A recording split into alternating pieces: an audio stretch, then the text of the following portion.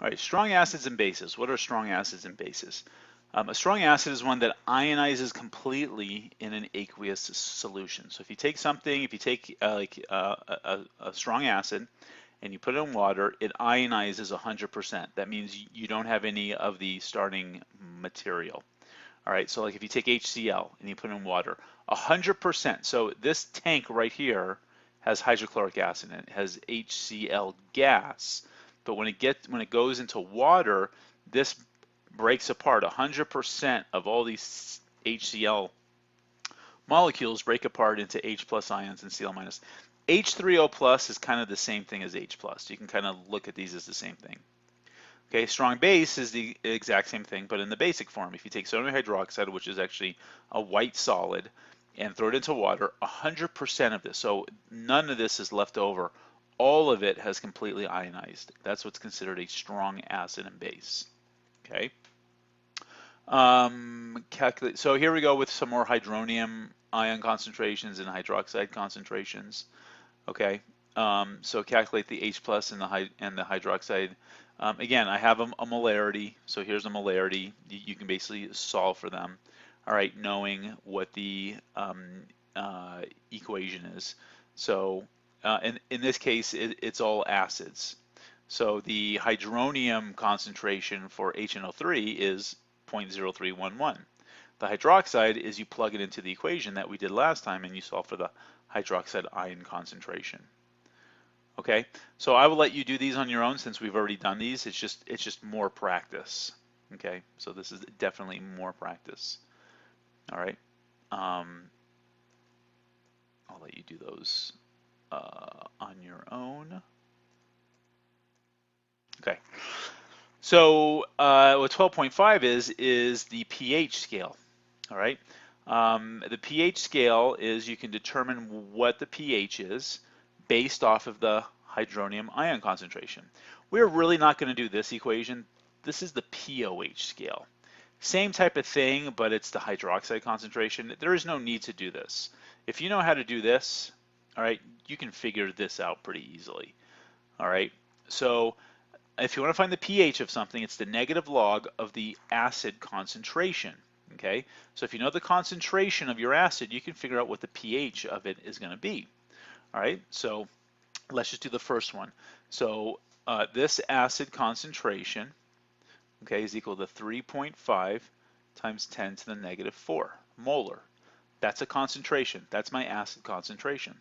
So the pH is equal to the negative log of 3.5 times 10 to the negative 4th. Okay, so if you plug this into your calculator, you take the negative log of 3.5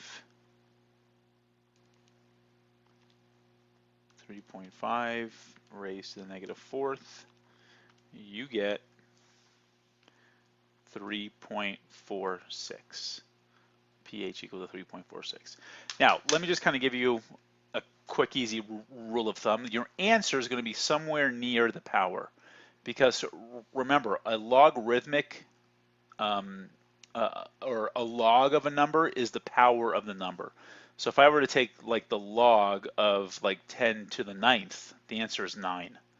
Okay, all the log just tells you is the power of the number, how big my number is. If I were to take the log of like 10 to the negative 4th, the answer would be negative 4. Okay, pretty straightforward. That's basically how this works. Okay, so you know your answer is somewhere about 4. Now, when you don't have 1 here, when you have a different number here, it's going to change this a little bit. It's going to change it plus or minus like 0.5. Okay, so the answer is either going to be 3.5 or somewhere to about 4.5, just all depending. So I know that the answer of this is going to be somewhere around 7, roughly 7.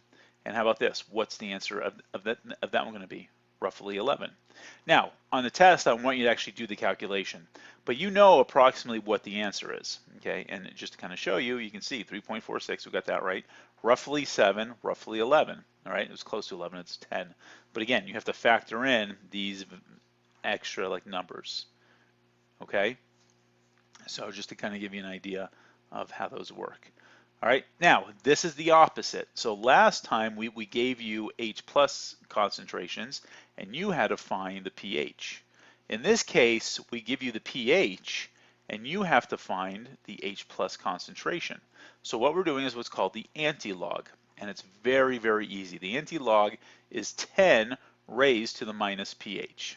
Okay, now you can call it the antilog, or you can just say your H plus ion concentration is equal to 10 minus raised to the pH.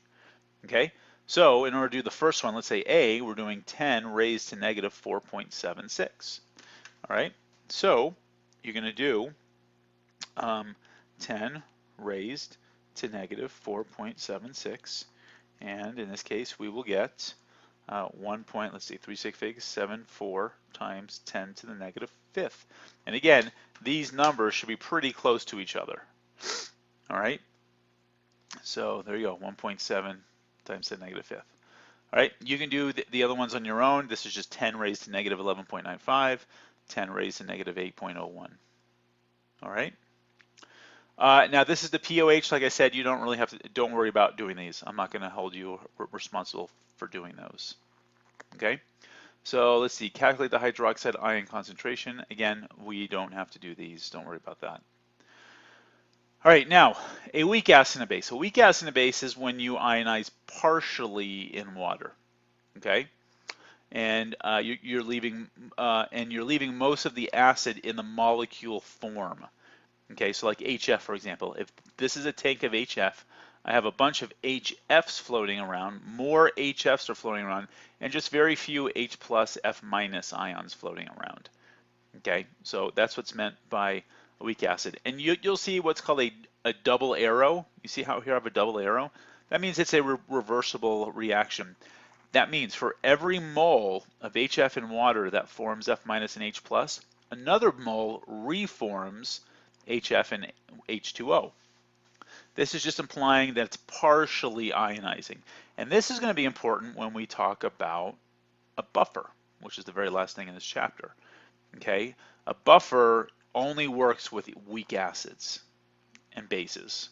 Okay, so you're going to be responsible for memorizing the strong acids and bases. Now, why do they talk about this in the weak acid base part? I don't know. It's a little confusing. But everything, there are a lot of weak acids. You see how there are too many weak acids to memorize? So we memorize the strong acids. Everything else is a weak acid. These are the strong acids.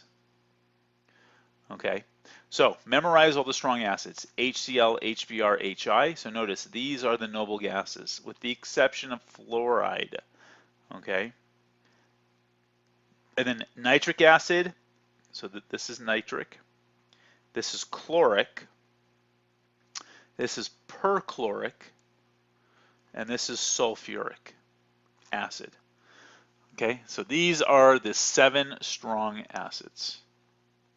Everything else is a weak acid. HF, acetic acid, which is vinegar, benzoic acid, formic acid, whatever acid you can think of. Okay, ascorbic acid. You guys know what ascorbic acid is? That's vitamin C. Or citric acid. Those are very weak acids. They partially ionize. These, however, are the strongs. You have to memorize the 7 strong acids. Okay, now bases, the same thing. Weak bases partially ionize. All right, here are some examples of weak bases. The most common one you probably know is ammonia.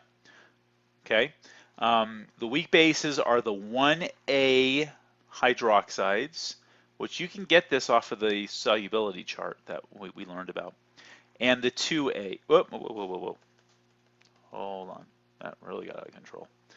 And the 2A hydroxides. These are the strong bases. These ionize 100%. Okay, so sodium, potassium, or so lithium, sodium, potassium, rubidium, cesium hydroxide, and then strontium, barium, and calcium. Notice magnesium is not in here. Okay, now these two are not very common, so people really you don't have to really worry about them, but they're still strong. Okay, but really lithium, sodium, potassium, calcium, strontium, barium, and then if you want to, and then rubidium, cesium. So basically, these are your 1As. Those are the metals in the 1As, and these are the metals in the 2As, with the exception of magnesium. All right? Okay, when we come back, we will talk about titrations.